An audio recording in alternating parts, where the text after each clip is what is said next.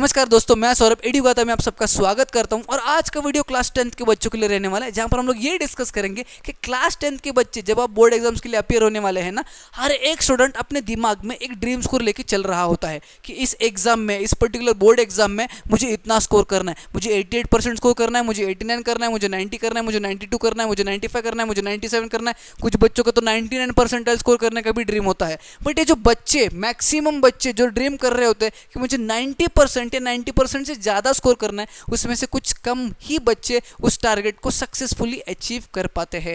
ये जो remaining students है वो अचीव क्यों नहीं कर पाते, उस पर आज डिस्कशन होने वाला है। ऐसे कौन से रीजन है जिसकी वजह ये रिमेनिंग स्टूडेंट्स वो टारगेट को अचीव नहीं कर पाते, उस पर आज हम लोग का डिस्कशन होने वाला है। और ये डिस्कशन को कंप्लीट करने के लिए मैं 7 पॉइंट्स को एक्सप्लेन करूंगा, डिस्कस करूंगा आप लोगों के साथ, जिसको जानना समझना बहुत ज़रूरी है। अगर बात करूँ सबसे पहले पॉइंट के बारे में, that is inconsistent study habits, तो एक ऐसी हैबिट है जो बच्चों को अपने ड्रीम स्कोर तक पहुंचने ही नहीं देता। What do we mean by inconsistent study habits? Now inconsistent study habits यानी कि बच्चों की ऐसी पढ़ाई करने की आदत जो कंसिस्टेंट नहीं है। पहले तो बच्चे पढ़ाई करने के लिए बैठते ही नहीं है, और अगर बैठते हैं तो वो कंसिस्टेंटली नहीं बैठते। आज पढ़ने का मन कर रहा है, ठीक है आज 2 घंटे पढ़ूंगा। कल पढ़ने का मन नहीं कर रहा है, कल सर दर्द करेगा, कल मैं सो जाऊंगा। परसों पढ़ने का मन कर रहा है, ठीक है ना 1 घंटा पढ़ लूंगा, 2 महीने बाकी है, 95% तो ऐसे स्कोर कर लेंगे। ये जो हवा में तीर मारते हैं बट पढ़ने का मन नहीं करता है, अपना जो स्टडी हैबिट्स है वो प्रॉपर नहीं है, ऐसे बच्चों का जो ड्रीम स्कोर है 90% या फिर 95%, जो भी होगा उनका ड्रीम स्कोर, वो कभी भी सक्सेसफुली अचीव होने नहीं वाला है। अगर आपको सच में लगता है कि आपको ये ड्रीम स्कोर अचीव करना है, तो आपकी स्टडी हैबिट्स को इंप्रूव करना पड़ेगा, कंसिस्टेंट करना पड़ेगा। अब एक लड़का, एक स्टूडेंट क्लास में जो बहुत बदमाशी करता है, जो बहुत शैतानी करता है, जो बैक बेंचर है, अगर उसके भी दिमाग में आ जाता है ना कि मुझे अभी 2-3 महीने में जो है वो पढ़ के 90 to 95% स्कोर करना है, तो वो भी आज से लेकर अपनी पढ़ाई जो है वो कंसिस्टेंटली करता है। मतलब वो जो उसकी स्टडी हैबिट्स है वो कंसिस्टेंट रखता है, और जिसके बदौलत वो ये उसका ड्रीम स्कोर आसानी से अचीव कर पाता है। और ऐसे कई ज़्यादा एग्जाम्पल्स है मेरे पास, कई ज़्यादा स्टूडेंट्स मुझे पता है मेरे अंडर जिन्होंने पढ़ाई की है, जो आखिरी के 2-3 महीने में पढ़ के भी ये स्कोर अचीव कर पाते हैं। Why? Because consistent study habits. तो आपके लिए भी यही कहना है, अगर आपको भी अचीव करना है तो अभी आपके स्टडी हैबिट्स को इंप्रूव करिए, इनकंसिस्टेंट स्टडी हैबिट्स को कंसिस्टेंट स्टडी हैबिट्स में चेंज कर दीजिए। नेक्स्ट पॉइंट जिसके बारे में मुझे बात करनी है, that is they are not goal oriented. Now what do I mean by they are not goal oriented? यानी कि बच्चे गोल ओरिएंटेड होते नहीं है। अब किस मामले में मैं कह रहा हूँ कि गोल ओरिएंटेड होता नहीं है? मुझे पता है हर एक बच्चे का गोल होता है 95% स्कोर करना, और हर एक बच्चा ये 95% स्कोर करेंगे टारगेट अपने रूम में चिपका के रखता है ताकि उसको देख के वो मोटिवेट हो, उसको देख के वो पढ़ाई कर सके। बट मैं इस गोल के बारे में बात नहीं कर रहा हूँ। आपको इतना बड़ा टारगेट अगर अचीव करना है तो आपके कुछ शॉर्ट टर्म गोल्स और कुछ लॉन्ग टर्म गोल्स होना बहुत ज़रूरी है। हाँ, सबसे पहले मैं बताता हूँ कि शॉर्ट टर्म गोल्स और लॉन्ग टर्म गोल्स होते क्या है, ठीक है? What do we mean by short term goals and what do we mean by long term goals? और इसका क्या इंपॉर्टेंस है आपके अभी प्रिपरेशन में, ये भी मैं आपको बताता हूँ। अगर शॉर्ट टर्म गोल्स और लॉन्ग टर्म गोल्स को एग्जांपल के तौर पे एक्सप्लेन करने जाओ, तो फॉर एग्जांपल एक स्टूडेंट है क्लास 10th का, अभी उसको पता है दिवाली की छुट्टियां लगने वाली, और दिवाली के बाद उसको ये पता है कि मेरा अभी तक मेरा 50% ही सिलेबस कंप्लीट हुआ है, और दिवाली के बाद 2 से 3 महीने के बाद मेरे बोर्ड एग्जामिनेशन है। वो लड़का अगर आज ठान लेता है, आज डिसाइड कर लेता है कि दिवाली के बाद एग्जैक्टली 1 महीने के अंदर, यानी कि 1 महीने के अंदर अंदर उसका बचा हुआ 50% पूरा सिलेबस कंप्लीट हो जाना चाहिए, so that particular goal comes under this long term goal. यानी कि वो बच्चा जो टारगेट वो रख रहा है कि 1 महीने के अंदर सिलेबस कंप्लीट करना है, या फिर जो गोल रख रहा है कि 1 महीने के अंदर बचा हुआ 50% सिलेबस कंप्लीट करना है, that comes under this long term goal. अब 1 महीने में होते हैं 4 हफ्ते, यानी कि 4 वीक्स। तो हर एक वीक में मुझे क्या क्या करना है, कौन कौन से सब्जेक्ट्स पढ़ने हैं, कौन कौन से चैप्टर्स पढ़ने हैं, कितने टॉपिक्स को पढ़ना है, कितने देर पढ़ना है, किस तरीके से पढ़ना है, क्या कुछ प्रैक्टिस करना है, ये सारा आपका आने वाला है शॉर्ट टर्म गोल्स में। सिमिलरली 1 महीने में 30 दिन होते हैं या फिर 31 डेज होते हैं, तो हर एक दिन में क्या करने वाला हूँ, कितने घंटे पढ़ने वाला हूँ, कितने घंटे मुझे पढ़ना है, कौन से टॉपिक को कितना इंपॉर्टेंस देना है, कौन सा टॉपिक कब पढ़ना है, कितने क्वेश्चंस को प्रैक्टिस करना है, ये सारे चीज़ें आगे ना आपके शॉर्ट टर्म गोल्स में आने वाली है। और अब जिस तरह से शॉर्ट टर्म गोल्स को आसानी से अचीव करते जाओगे, कंप्लीट करते जाओगे, आपका लॉन्ग टर्म गोल भी एकदम ईजिली जो है वो अचीव होने वाला है। यानी कि आप हर रोज के बेसिस पे अगर जो डिसाइड कर रहे हो ना, हर रोज के बेसिस पे अगले 30 दिनों तक करते हो, यानी कि आपका शॉर्ट टर्म गोल जो है अगर आपके अगले 30 दिनों तक आप फॉलो करते हो तो आपका जो लॉन्ग टर्म गोल है वो आसानी से अचीव होने वाला है। उसके बाद का लॉन्ग टर्म गोल एक स्टूडेंट ये भी रख सकता है कि अगले एक महीने में मुझे बस रिवीजन करना है और पीवाईक्यूज करना है। And in the similar manner again वो अगले 30 दिनों का प्लानिंग, अगर 30 दिनों का शॉर्ट टर्म गोल वो रख के चलता है, सक्सेसफुली अचीव करता है, तो वो जो है वो अपना long term goal again complete कर लेगा। और ये जो बच्चे शॉर्ट टर्म गोल्स और लॉन्ग टर्म गोल्स को सक्सेसफुली अचीव कर पाते हैं ना, वो बहुत ज़्यादा कॉन्फिडेंट फील करते हैं। जैसे जैसे बोर्ड एग्जाम्स पास में आएगा उनका कॉन्फिडेंस बढ़ता जाएगा। बोर्ड एग्जाम्स को वो डरेंगे नहीं, प्रेशर या फिर स्ट्रेस किसी भी तरह का आने नहीं वाला है, उनके वो हलवा रहने वाले बोर्ड एग्जामिनेशन। इसीलिए इस फॉर्मेट में पढ़ना इस बहुत ज़रूरी है और इस प्रकार के गोल्स रखना बहुत ज़रूरी है। समझ में आ रहा है? अगर आपको भी ये टारगेट सक्सेसफुली अचीव करना है। अगले पॉइंट की बात करें which is lack of practice. ये तो बहुत बड़ा प्रॉब्लम है यूजुअली बच्चों के साथ। अब बच्चों को जो है ना हवा में तीर मारने की आदत है, मुझे 95% स्कोर भी करना है और मुझे प्रैक्टिस भी नहीं करना है। ये दोनों चीज़ें साइमल्टेनियसली होने नहीं वाली है, ठीक है। पहली चीज़ हो सकती है हर एक बच्चा जो क्लास 10th में है वो 95% स्कोर कर सकता है, वो 90% स्कोर कर सकता है, वो 85% स्कोर कर सकता है, बट प्रैक्टिस बिना करे वो स्कोर कर सकता है, ये पॉसिबल नहीं है। अगर ये पॉसिबल होता तो जितने भी एस्पिरेंट्स जो क्लास 10 के बोर्ड एग्जाम दे रहे हैं ना, सारे के सारे बच्चे 85 88 अबव हो जाते। समझ में आ रहा है आपको? प्रैक्टिस करना बहुत ज़्यादा इंपॉर्टेंट है। प्रैक्टिस का बहुत ज़्यादा इंपॉर्टेंट रोल है आपके प्रिपरेशन में। वाई? बिकॉज अगर आप प्रैक्टिस नहीं करोगे तो आपको पता ही नहीं चलेगा कि लैंग्वेजेस में जो राइटिंग स्किल पूछा जाता है उस राइटिंग स्किल के आंसर्स को किस तरह से लिखा जाएगा ताकि हमें ज़्यादा से ज़्यादा मार्क्स मिले और कम से कम मार्क्स हमारे कट हो। अगर आप प्रैक्टिस नहीं करोगे तो आपको ये पता ही नहीं चलेगा कि भाई साहब ग्रामर के क्वेश्चंस में परफेक्शन किस तरह से लाना है, फुल मार्क्स किस तरह से लाना है। अगर आप प्रैक्टिस नहीं करोगे तो आपको ये पता ही नहीं चलेगा कि साइंस के कंसेप्ट जो मुझे समझ आए हैं उन कंसेप्ट्स को मैं आंसर्स के फॉर्मेट में किस तरह से उतारूं, आंसर्स को किस तरह से फॉर्म करना है, पॉइंट्स किस तरह से फॉर्म करना है, ये पता ही नहीं चलेगा। अगर आप राइटिंग प्रैक्टिस नहीं करते हो तो आपको ये पता ही नहीं चलेगा कि मैथ्स में परफेक्ट स्कोर किस तरह से करना है, क्योंकि परफेक्ट स्कोर करने के लिए प्रैक्टिस बहुत ज़रूरी है क्वेश्चंस की, और वही प्रैक्टिस आप नहीं करना चाहते। अगर आप प्रैक्टिस नहीं करोगे तो एसएसटी जैसे सब्जेक्ट में बिना आंसर्स को लर्न करे भी आप पूरे मार्क्स स्कोर कर सकते हो, वो भी किस तरह से, पॉइंट्स को फॉर्म करके विद द हेल्प ऑफ सब हेडिंग एंड कीवर्ड्स। ये कैसे करा जाता है ये तभी पता चलेगा अगर आप प्रैक्टिस करोगे। तो अगर प्रैक्टिस नहीं करोगे तो ये सारी चीज़ें आपको पता चलने वाली नहीं है और अगेन आप आपके ड्रीम स्कोर तक कभी भी पहुंचने वाले नहीं हो। समझ में आ रहा है? प्रैक्टिस का बहुत ज़्यादा इंपॉर्टेंट रोल है और प्रैक्टिस में दो चीज़ें बहुत ज़्यादा इंपॉर्टेंट है। सबसे पहले तो पीवाईक्यूज जिसका इंपॉर्टेंट रोल है ही है, और साथ ही साथ रहने वाला है सैम्पल पेपर।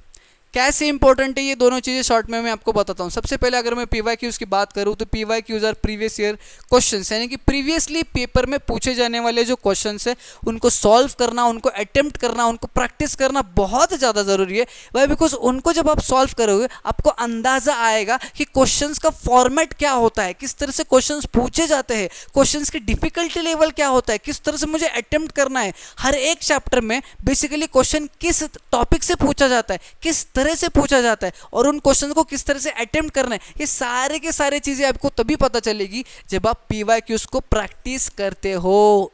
पीवाईक्यूज को प्रैक्टिस नहीं करते हो तो ये कुछ भी चीज़ें नहीं पता चलने वाली, और अगर कुछ भी चीज़ें पता नहीं चलती है अगेन आपका ड्रीम स्कोर बहुत दूर रहने वाला आपके लिए। एंड दूसरी चीज़ जो सैम्पल पेपर्स की बात कर रहा हूँ, ये सैम्पल पेपर्स तो उन्हीं बच्चों के लिए जो परफेक्शन चाहते हैं, यानी कि अपना पेपर जो है वो एकदम परफेक्शन के साथ सॉल्व करना चाहते हैं, उन्हीं बच्चों के लिए सैम्पल पेपर्स है। और जो बच्चे परफेक्शन के साथ पेपर सॉल्व करते हैं ना, नो डाउट उनका स्कोर तो 90% टच हो ही जाता है। मैंने काफ़ी टॉपर्स के पेपर्स को देखा है जो एकदम बढ़िया तरीके से, इनका प्रेजेंटेशन बहुत बढ़िया है, लिखने का तरीका बहुत बढ़िया है, डायग्राम्स बहुत बढ़िया से निकालते हैं, हैंडराइटिंग बहुत बढ़िया है, सारा सब कुछ एकदम परफेक्टली जो पेपर लिख के आता है ना उसका स्कोर 90 तो टच हो ही जाता है। और वो बंदा या फिर वो स्टूडेंट जो है वो परफेक्टली तभी सॉल्व कर पाता है जब उसने सैम्पल पेपर्स को सॉल्व किया होता है। और यही तो बच्चों को नहीं करना होता है, यही पे तो बच्चा आलस करते हैं कि कौन करेगा यार सैम्पल पेपर, टाइम है हमारे पास सैम्पल पेपर करने के लिए, ये बच्चों का कहना होता है। अगर मैं बच्चों को कहता हूँ हो कि सैम्पल पेपर सॉल्व करो, मैं तो कहता हूँ कि 5 sample paper of her subject करना चाहिए ताकि आप परफेक्ट बनो, आपको अंदाजा आए कि 3 घंटे में पेपर कंप्लीट हो रहा है या नहीं हो रहा है। अगर नहीं हो रहा है तो क्या चीज़ करना चाहिए ताकि मेरा पेपर कंप्लीट हो, और पेपर कंप्लीट हो भी रहा है तो कहाँ पर मैं ज़्यादा गलतियाँ कर रहा हूँ और उन गलतियों को किस तरह से सुधारना है, प्रेजेंटेशन किस तरह से सुधारना है, ये सारी चीज़ें तभी पता चलेंगी जब आप सैम्पल पेपर को सॉल्व करोगे। समझ में आ रहा है प्रैक्टिस का क्या इंपॉर्टेंट रोल है आपकी प्रिपरेशन में, और इन दोनों का क्या इंपॉर्टेंट रोल है प्रैक्टिस में।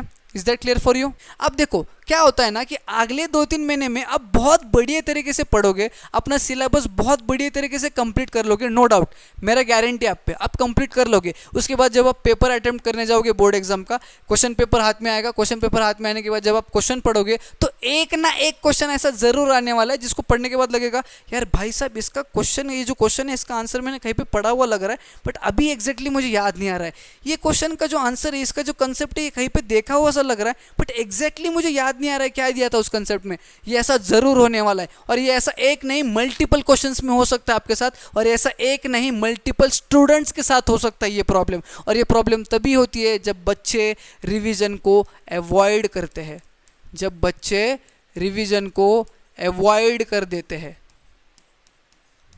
जो बच्चे रिवीजन को अवॉइड कर देते हैं उनके साथ यही सिमिलर प्रॉब्लम्स होता है। सर पेपर देखते ही मैं ब्लैंक हो गया, सर वो पेपर का वो जो क्वेश्चन है उसको पढ़ते मैं आंसर भूल गया, और उसका आंसर भूल गया तो बाकी के सारे आंसर्स भूल गया। क्यों भाई, क्यों भूल गया? तूने रिवीजन नहीं किया था? नहीं किया था। सर रिवीजन क्यों करूंगा मैं?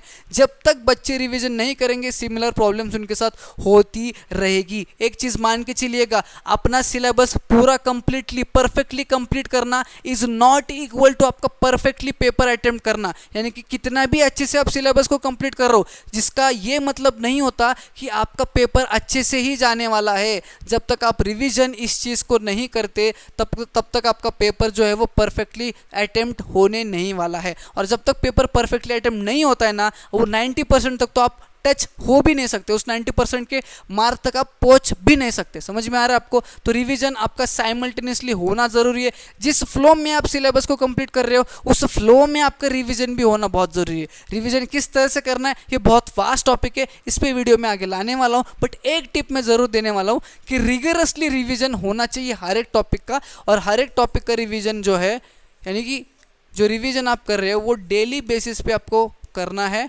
और वीकली बेसिस पे आपको करना है। What do we mean by daily basis पे एंड वीकली बेसिस पे? सबसे पहले जो दिन में टॉपिक्स पढ़ रहे हो, जितने भी टॉपिक्स, जितने भी चैप्टर, जो भी कुछ आप दिन में पढ़ रहे हो, वो रात को सोने से पहले 1 घंटा उसको रिवाइज करना बहुत ज़रूरी है, बहुत ज़रूरी है, मैंडेटरी है हर रोज के बेसिस पे। और एक वीक में जो भी आपने पढ़ा है संडे को बैठ के 1 से 2 घंटा 3 घंटा आपको रिवाइज करना बहुत ज़रूरी है। रिवाइज नहीं करोगे तो जैसे जैसे आगे बढ़ोगे वैसे वैसे पिछला भूलते जाओगे, जिसकी वजह से आपका जो पूरा का पूरा सेटअप है वो कोलैप्स हो जाने वाला है। समझ में आ रहा है आपको? Revision is very very important and you guys don't have to avoid it. अगला पॉइंट जिस पे मैं बात करूंगा, बच्चे क्वालिटी स्टडी मटेरियल्स यूज़ नहीं करते ना। What do I mean by using quality study materials? Quality study materials यानी कि कोई फैंसी स्टडी मटेरियल है, कोई महंगा सा स्टडी मटेरियल नहीं है। क्वालिटी स्टडी मटेरियल यानी कि ऐसा स्टडी मटेरियल जो आपको सूट करेगा, जो आपको परफेक्ट, जो आपके लिए परफेक्ट है, जो आपकी प्रिपरेशन को कंप्लीट करेगा स्टार्ट टू एंड। ये सारे स्टडी मटेरियल्स को हम लोग क्वालिटी स्टडी मटेरियल्स कहेंगे। जैसे कि अकॉर्डिंग टू मी सबसे पहला स्टडी मटेरियल जो सबके लिए क्वालिटी स्टडी मटेरियल रहने वाला है, that is text book. Whether that student is an average student, below average student या फिर अ टॉपर, किसी भी स्टूडेंट के लिए टेक्स्ट बुक सबसे पहला ऐसा स्टडी मटेरियल रहने वाला है जो क्वालिटी स्टडी मटेरियल है। टेक्स्ट बुक में जो भी दिया है आपको उसके थ्रू जाना ही जाना है। मैथ्स हो, साइंस हो, सोशल स्टडीज़ हो, लैंग्वेज हो, जो कुछ भी हो, आपको इन सारे टॉपिक्स को जो है वो टेक्स्ट बुक के थ्रू जाना ही जाना है। टेक्स्ट बुक में अगर समझ में नहीं आता है तो you guys can refer for notes या फिर अ रेफरेंस बुक। ऐसे नोट्स या फिर ऐसा रेफरेंस बुक्स जिसका लैंग्वेज इजी हो, जिसमें से आपको समझ में आए। जो टॉपिक्स टेक्स्ट बुक में नहीं समझ में आते हैं वो टॉपिक्स आपको नोट्स और रेफरेंस बुक के तौर पे, मतलब इनके मदद से समझना है। जब ये सारा समझ के हो जाता है, प्रैक्टिस करने के लिए आपके पास PYQs होना बहुत ज़रूरी है, या फिर आप एक क्वेश्चन बैंक खरीद सकते हो जिसमें काफ़ी क्वेश्चंस इंक्लूड होते हैं और उसी क्वेश्चन बैंक में आपके PYQs भी दिए होते हैं। अब क्वेश्चन बैंक क्यों खरीदना है? वह बिकॉज हर एक टॉपिक के बेस पे मैंने बोला प्रैक्टिस करना क्वेश्चंस को, तो हर एक चैप्टर पे जितने क्वेश्चंस यूजुअली पूछे जाते हैं, कौन कौन से पूछे जा सकते हैं, सारे क्वेश्चंस दिए होते हैं, सारे टाइप के क्वेश्चंस दिए होते हैं, उनको प्रैक्टिस करना ज़रूरी है। इसलिए क्वेश्चन बैंक, और उन्हीं क्वेश्चन बैंक में आपके PYQs भी मेंशन किए होते हैं कि ये ईयर में, मतलब ये साल में ये वाला पर्टिकुलर क्वेश्चन जो है वो पूछा गया था।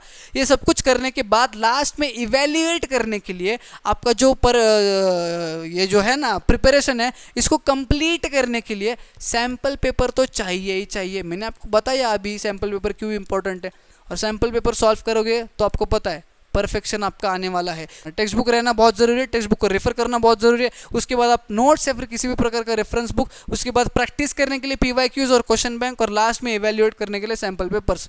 ये चीज़ आपके पास होना ज़रूरी है। इसके लिए आपको हर रोज़ की बेसिस पे पढ़ना ज़रूरी है, हर रोज़ की बेसिस पे प्रैक्टिस करना ज़रूरी है। अगला पॉइंट जिस पे हमारी डिस्कशन बहुत जरूरी है, दैट इज प्रोकास्टिनेशन। ये टॉपिक 10th के बच्चों के लिए क्यों इंपॉर्टेंट है? बिकॉज 10th के बच्चे हर रोज के बेसिस पे प्रोकास्टिनेट कर रहे हैं। कैसे, मैं अभी बताता हूँ। जैसे कि आज एक स्टूडेंट ने डिसाइड किया है कि आज मैं 6 टॉपिक पढ़ूंगा, और उन 6 टॉपिक्स में से 2 से 3 टॉपिक ऐसे होते ही होते जो बहुत ही वाहियात होते हैं, जिनका पढ़ने का मन ही नहीं करता, जो बहुत ही ज़्यादा बोरिंग होते हैं, जिनको देखने का भी मन नहीं करता, तो बच्चे इन 2 से 3 टॉपिक्स को स्किप कर देते हैं, उनको प्रोकास्टिनेट कर देते हैं कि कल इसको पढ़ लेंगे, इतनी भी क्या जल्दी है। जब आप हर रोज के बेसिस पे ऐसे 2 से 3 टॉपिक को प्रोकास्टिनेट करोगे तो वो सारे के सारे टॉपिक्स जो है वो बन जाएंगे आपके बैकलॉग। और बैकलॉग अगर आपके सर पे मंडरा रहे हैं, जिसका मतलब आपका सिलेबस कंप्लीट नहीं हो रहा है। अगर सिलेबस कंप्लीट नहीं होगा तो रिवीजन इनकम्प्लीट रहेगा, और अगर रिवीजन इनकम्प्लीट है तो पेपर इनकम्प्लीट सॉल्व करके आओगे, और पेपर इनकम्प्लीट सॉल्व करके आओगे तो मार्क्स भी इनकम्प्लीट आएगा,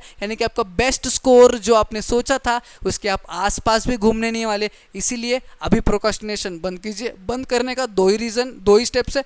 सबसे पहला स्टेप्स, डेली टारगेट्स रखिए। डेली टारगेट टॉपिक वाइज रखिए कि आज मैं 4 टॉपिक्स पढ़ूंगा, आज मैं 2 टॉपिक पढ़ूंगा, आज मैं 3 टॉपिक पढ़ूंगा।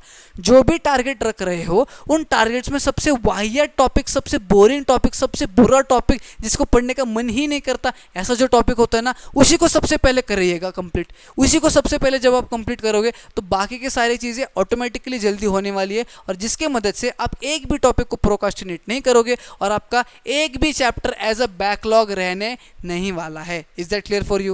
लास्ट पॉइंट जिस पे मुझे बात करना है, that is comparison with other students. Usually at this point of time बच्चे अपना कंपैरिजन दूसरों के साथ करते हैं कि आज मैं सिलेबस कंप्लीट कर रहा हूं, आज वो भाई साहब रिवीजन कर रहा है, आज मैं सिलेबस कंप्लीट कर रहा हूं, उसको देखो वो प्री बोर्ड की प्रिपरेशन कर रहा है, आज मैं सिलेबस कंप्लीट कर रहा हूं, वो तो भाई साहब सैंपल पेपर सॉल्व कर रहा है। ये जो कंपैरिजन आप करते हो ना, इसकी वजह से नेगेटिव थॉट्स आपके दिमाग में आते हैं, जो कि आपको डीमोटिवेट करेगा पढ़ाई करते समय। इसीलिए कंपैरिजन करना ही नहीं है। एक चीज ध्यान में रखिएगा, अपने आप को एक्सपोज मत करिएगा, यानी कि आप क्या कर रहे हो किसी को बताने की जरूरत नहीं है, और बाकी के बच्चे क्या कर रहे हैं, बाकी के स्टूडेंट्स क्या कर रहे हैं, आपको जानने की जरूरत नहीं है। थोड़ा सा प्राइवेसी रखिए, थोड़ा सा इंट्रोवर्ट बनिएगा इस प्रिपरेशन के टाइम में, इस 2 से 3 महीने के लिए। That's all for today's video. अगर आपको आज का वीडियो इंपॉर्टेंट लगता है तो ज़्यादा से ज़्यादा बच्चों में शेयर करना, एक लाइक वीडियो में ज़रूर करके जाना, नहीं हो तो चैनल को सब्सक्राइब करके जाना। हम मिलेंगे न्यू वीडियो में।